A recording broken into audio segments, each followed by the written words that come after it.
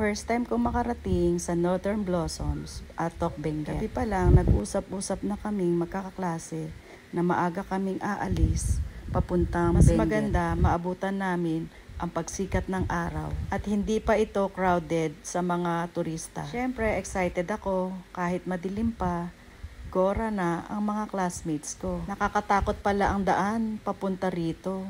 Walang katapusan na sigsag. Sinamahan pa nito ang makakapal na fog na may kaunting hamog.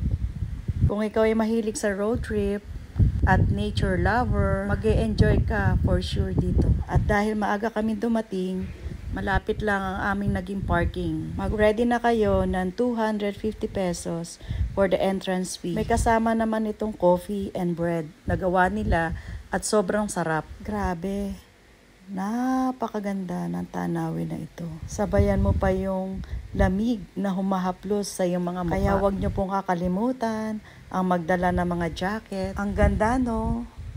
Alam mo ba na 2.5 hectares dahil slope ang daan, mamimili ka lang talaga kung ano lang ang kaya mong puntahan. Sabi nung nagga-guide sa amin, kaunti lang daw ang naging bulaklak ngayon dahil sila ay nasa lanta ng bagyo. Sobrang na-enjoy namin ang pagpunta namin dito ng aking mga classmates. Life is short. Don't forget, mag-enjoy po tayo.